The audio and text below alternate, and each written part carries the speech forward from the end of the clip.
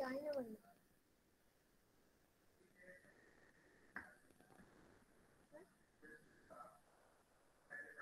సరే.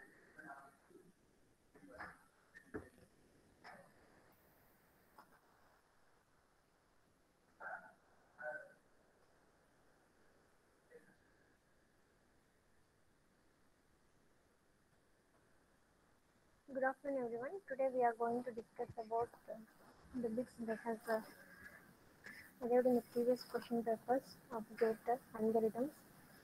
So let G be an weighted undirected graph and E be an edge with maximum weight in G. Suppose there is a minimum weight spanning tree in G containing the edge E. Which of the following statements is always true? So the options we are given here is there exists a cut set in G having all edges of maximum weight. There exists a cycle in G having all edges of maximum weight. A G cannot be contained in a cycle. All edges in G have the same weight. So what is a cut set means? So the edge, when we remove the edge, it is going to divide the graph into two or more parts. Then we call such edge as a cut set. Or the vertices, when you remove the vertex as well as the edges incident on that vertex, and if it is making the graph into two or more parts, then it is called as cut set. So here there exists a cut set in G having all edges of maximum weight.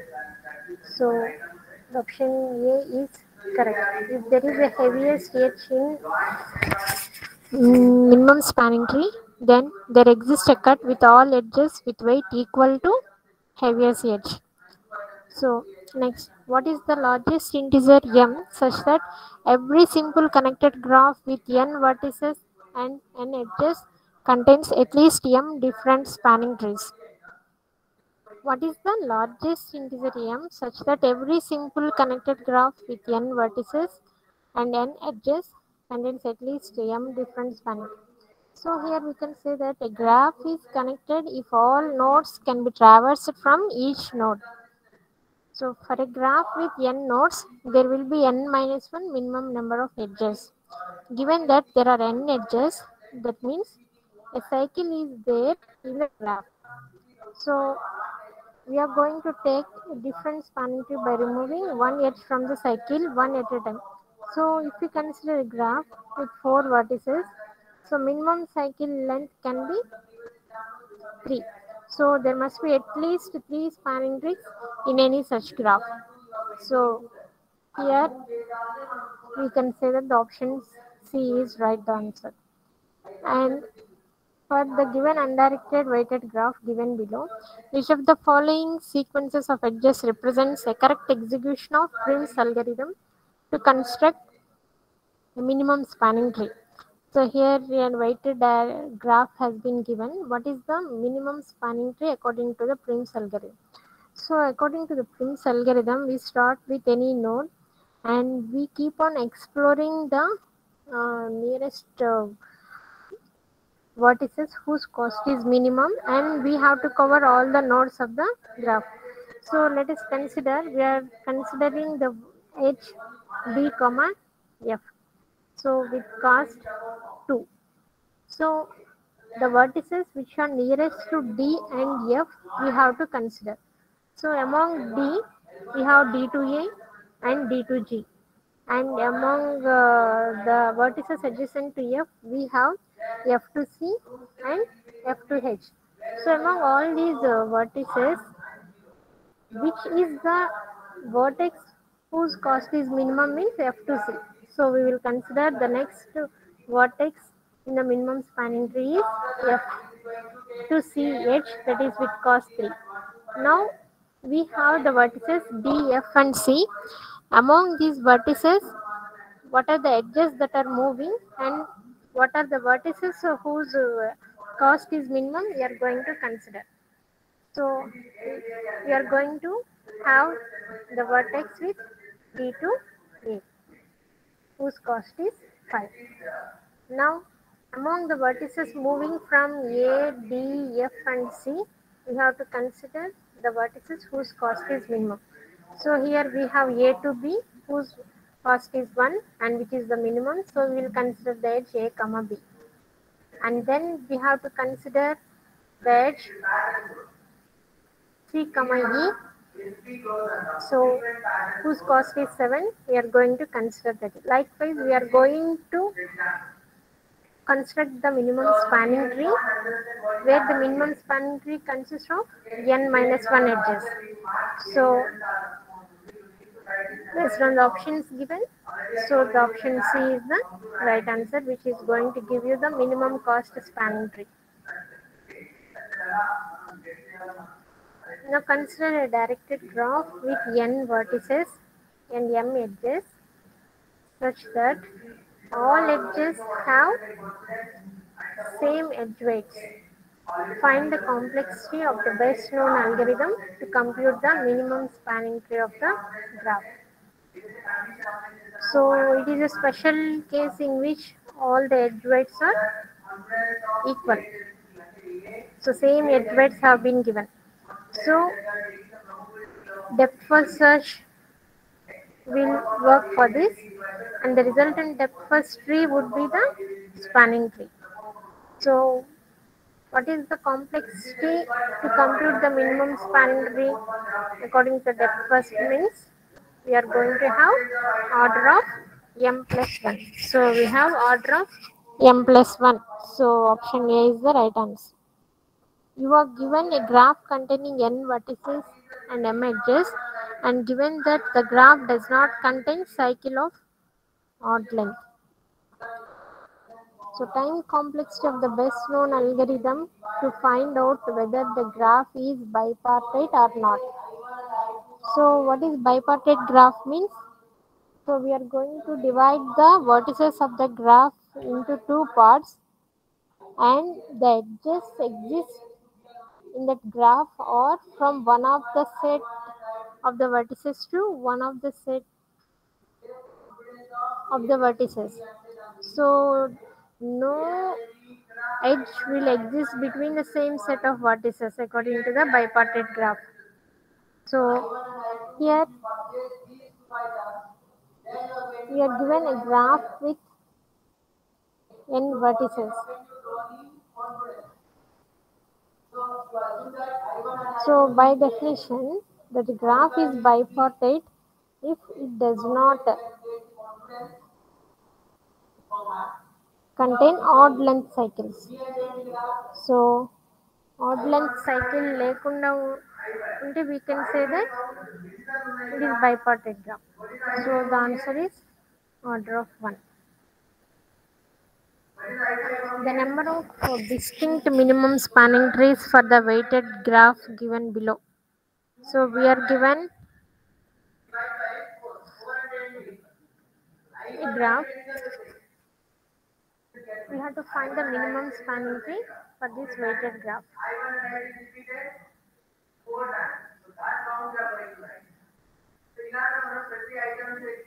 What is the minimum spanning tree for this weighted graph given below? So you can consider the graph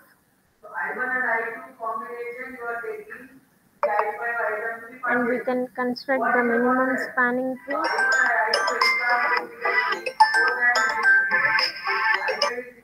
We can construct the minimum spanning tree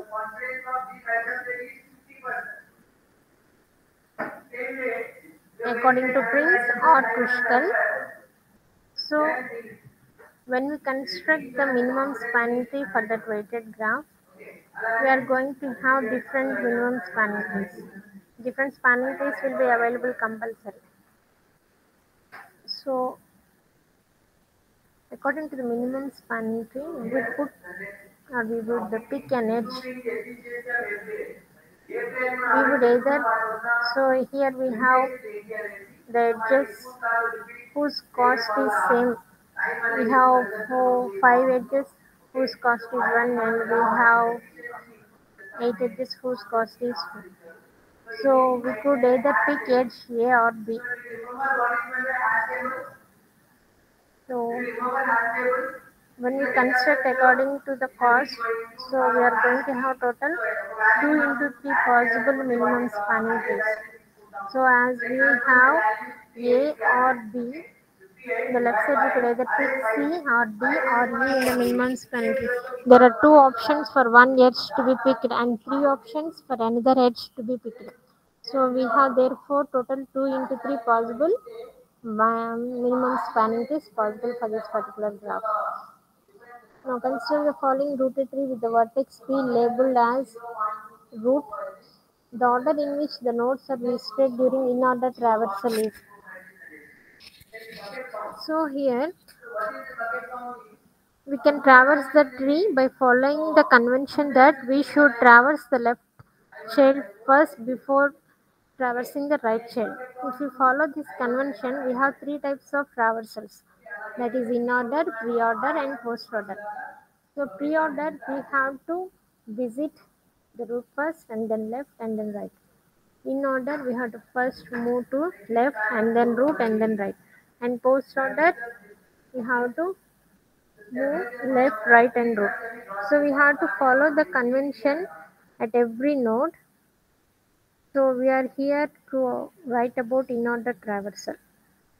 So first left child has to be visited and then root and then right child. So here whenever we have three children, so when should or appear after u or after r? So there are two possibilities. So we will go for s, q, p, t or w, u, v, or we can also go for s, q, p, t, w, u or v. So only first possibility is present as an option A. The second possibility is not given in the options. So therefore, we can say the option A is the right answer. So we should start with the root P. Is there any left child for it? We have to move. So as P contains left child, we will go to Q. And for Q, is there any left child? Yes. So there is a left child. Yes. So we will move to S. So at S there is no left child, so we will visit that node S. So S is the first. And then at Q, left has been completed and we have to visit the node. So we will visit Q. And for Q there is no right child, so we will backtrack to P. And for P, the left child has been completed, so we have to visit the node. So we will visit P.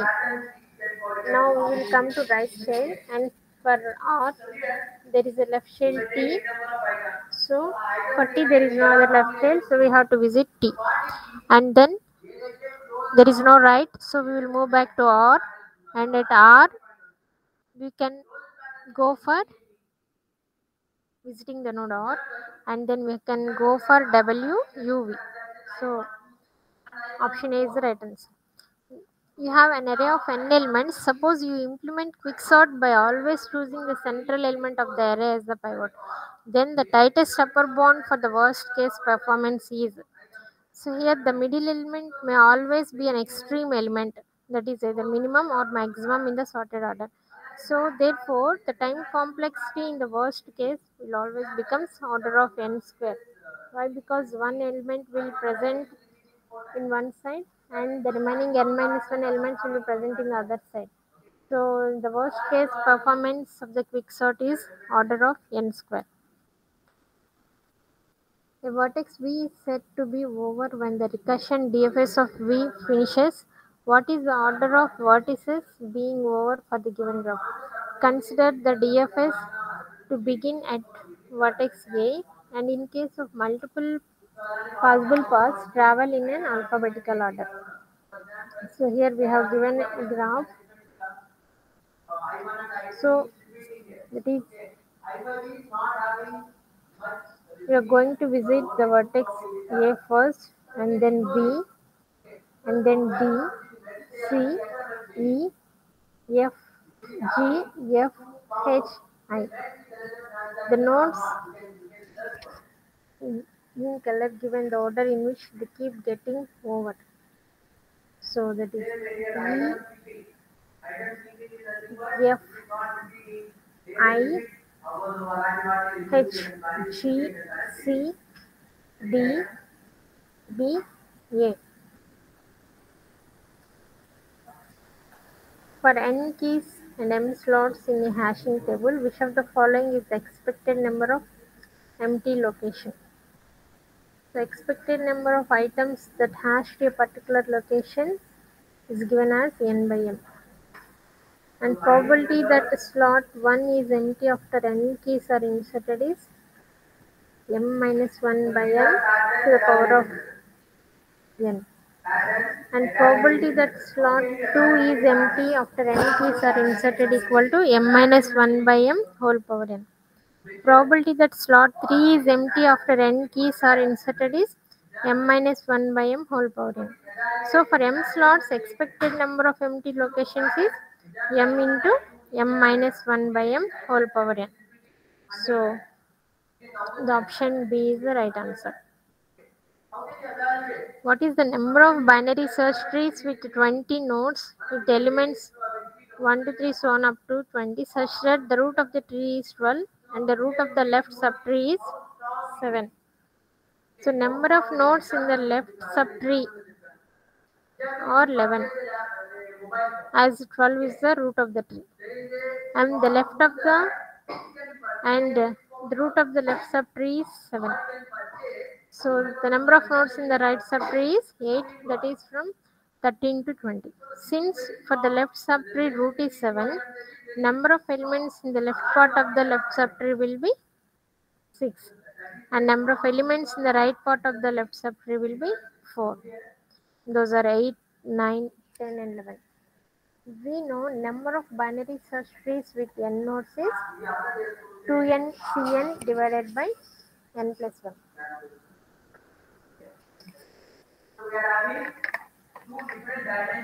So number of binary search trees with 6 nodes is 12 6 by 6 plus 1, that is 7. So it is going to be 132 nodes. And number of binary search trees with 4 nodes is 8c4 by 5. So that is we will get 14. And number of binary search trees with 8 nodes is 16c8 by 9. That is, when we solve this, we will get 14 that. So total number of binary search trees that are possible is, we have to sum up all. So that is 2642 640. So option D is the answer. For a graph with E edges and V vertices, what is the time complexity of Disgastra's algorithm using array as data structure for storing non-finalized vertices? Graph is undirected and represented as adjacency list. So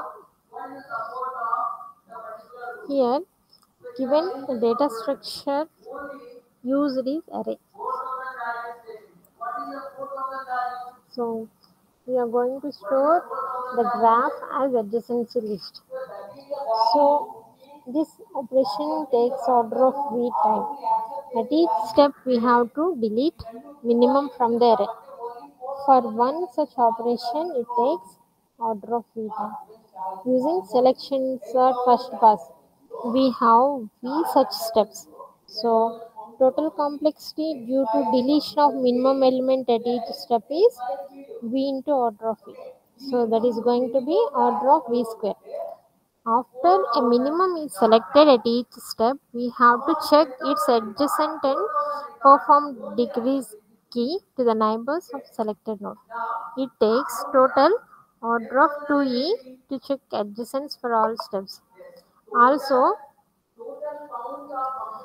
the decrease key of all the steps is e. So order of e equal to order of 1.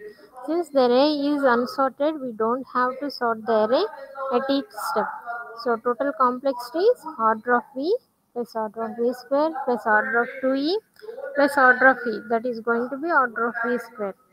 So for a simple graph, v square is always equal to e.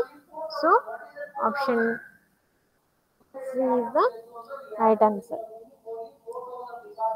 So consider the pseudocode given below.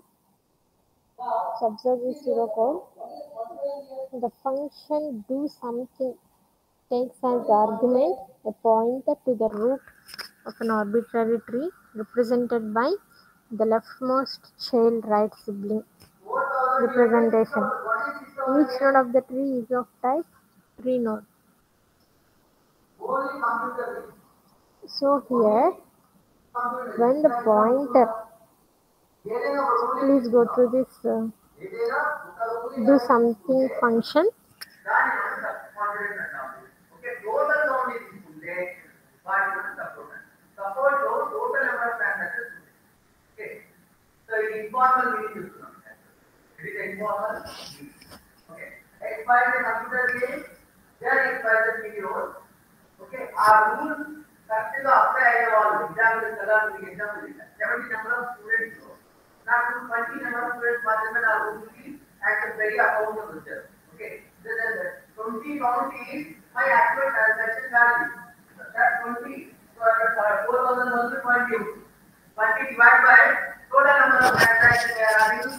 So when we are having this, when the pointer to the root of the tree is passed as the argument to do something, the value returned by the function corresponds to, so what are number of internal nodes in the tree, or it is the height of the tree, or number of nodes without a right sibling in the tree, or number of leaf nodes in the tree.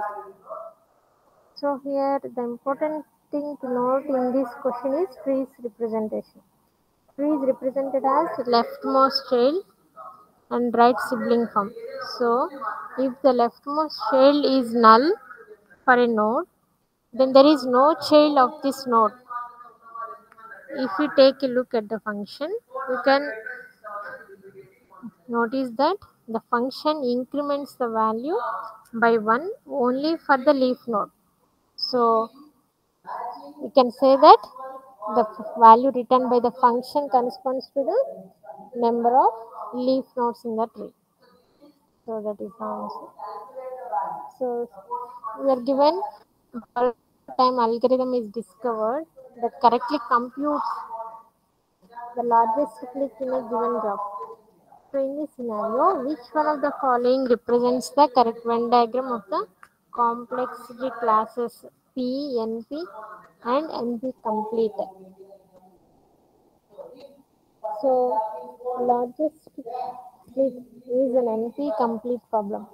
If one NP complete problem If one NP-complete problem can be solved in polynomial time, then all the NP-complete problems can be solved in polynomial time. So NP-complete problem becomes, or it is going to be equal to P. So you can say that the Venn diagram that represents the option D is the right answer. Why? Because if it is an NP complete problem and if we able to solve the one NP complete problem in the polynomial time, then all of the problems can be solved in non polynomial time. So we can say that NP complete is going to be equal to non polynomial and it can be equal to P. So answer D is the answer. The minimum number of comparisons required to find the minimum and the maximum of 100 numbers is, the minimum number of comparisons required to find the minimum and maximum. So the minimum number of comparisons required is 3n by 2 minus n. So here for n numbers, so we have here n is 100. So that is 3 into 100 by 2 minus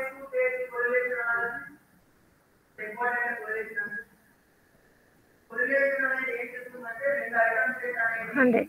So we are going to have the value of 147.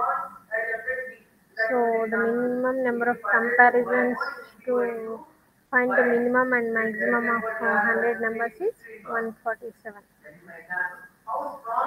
Which of the following statements is true for an undirected graph? The number of odd degree vertices is even. That is one statement. And sum of degrees of all vertices is even. That is other statement. So here the statement P is true. If we consider sum of degrees and subtract all even degrees, we get an even number because that is considered Q is true. Since the graph is undirected, every edge increases the sum of degrees by 2. So Q is true. So P will also becomes true as we consider sum of degrees and subtract all even degrees, we get an even number. The total number of odd degree vertices must also be even. So we can say that both the statements P and Q are true.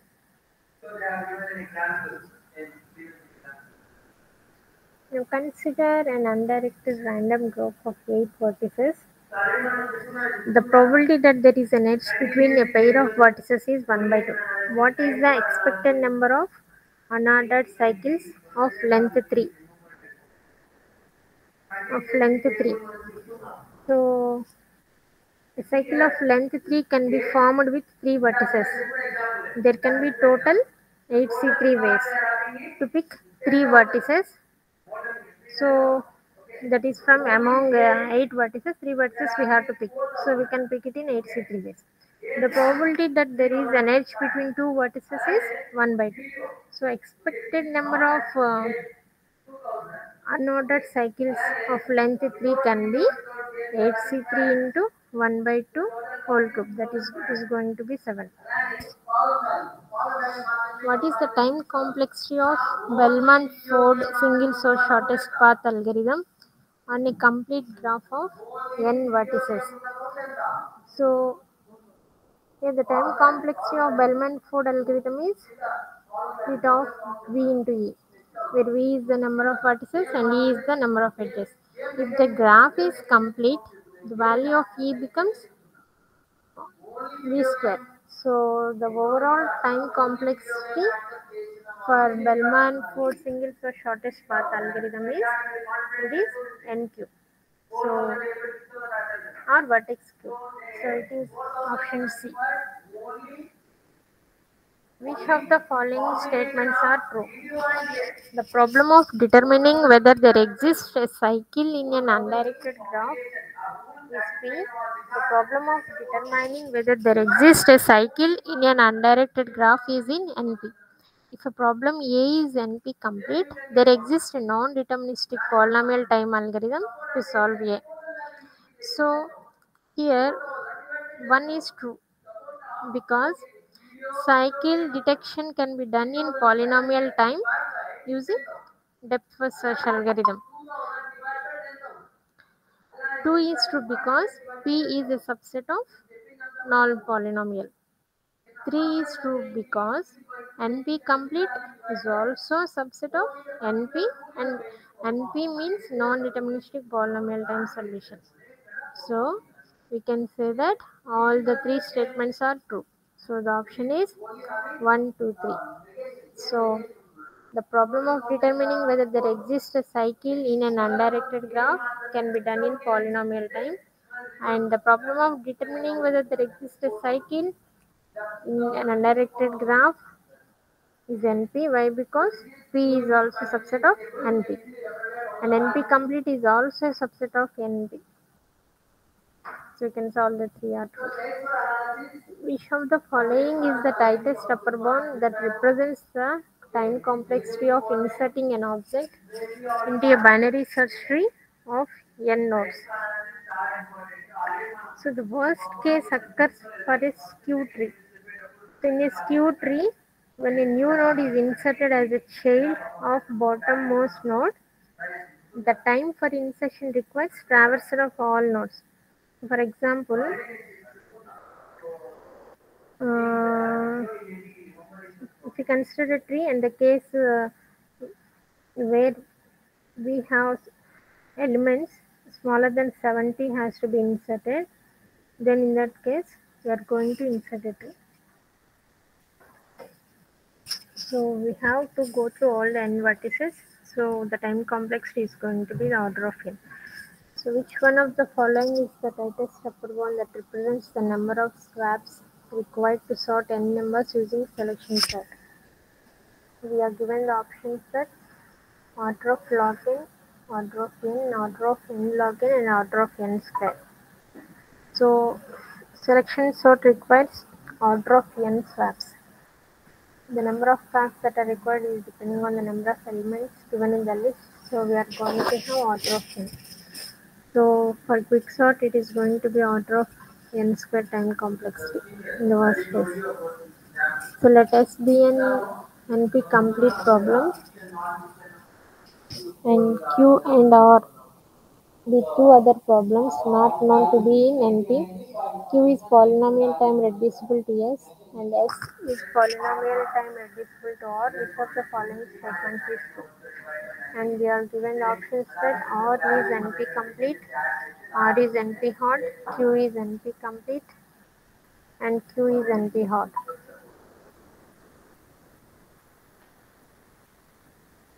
So the option A is incorrect because R is not in NP. The NP complete problem has to be both NP and NP hard. And option C is incorrect because Q is not in NP. And option D is incorrect because there is no NP complete problem that can be solved in polynomial time. So that is Turing reducible to Q. So the option B is correct because NP complete problem, yes, is solved using polynomial time reducible to R. So option B is the right. The result evaluating the postfix expression. So in order to evaluate the postfix expression, first we have to scan all elements one by one. So if it is a number, we have to push that number into the stack. And if it is an operator, we have to pop the two operands from the stack. And we have to apply that operator on the operands. So we have to push the numbers into the stack, and whenever operator comes, we have to pop the two operands and we have to apply that operator on the two operands. So for this, if we solve it, we are going to have the answer is C. And then maximum heap is a heap where the value of each parent is greater than or equal to the values of its children. Which of the following is the maximum heap? So binary tree is a maximum heap if it is a complete binary tree. So a complete binary tree is a binary tree in which every level except the last is completely filled and all nodes are as far left as possible. As it follows the max heap property, the value of each parent is greater than or equal to the value of its children. So when we consider the first graph, A is not the maximum heap because it is not a complete binary tree. And C is not a maximum heap because it is complete, because 8 is a child of 5 which is greater than the parent, so it is violating the max heap. And we can say D is not max heap. Here the child 10 is violating the rule. So we can say that B is the max heap because it is a complete binary tree and follows the maximum heap property. So here the question, we have 4 matrices M1, M2, M3 and M4, and we are given Dimensions of these four matrices are P cross Q, P cross R cross S, and S cross V respectively. And they can be multiplied in several ways with a different number of scalar multiplications. So, if at all P is given as 10, Q is 100, R equal to 20, S equal to 5, and T equal to 80, then the number of scalar multiplications needed is. So, in order to calculate total number of multiplications, PQR plus PRS plus PST. So, PQR means,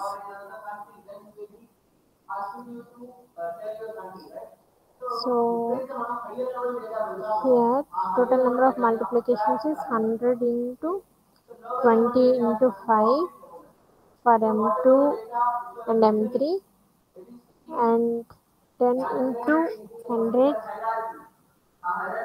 into 5 plus 10 into 5 into 80. So we'll get 1000 plus 5000 plus,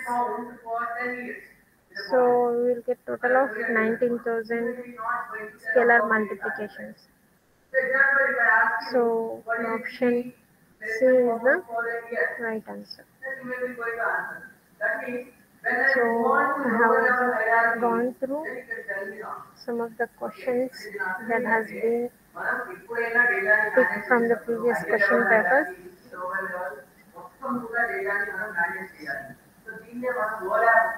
So we have to solve the questions like this. If you have any doubts, you can ask me.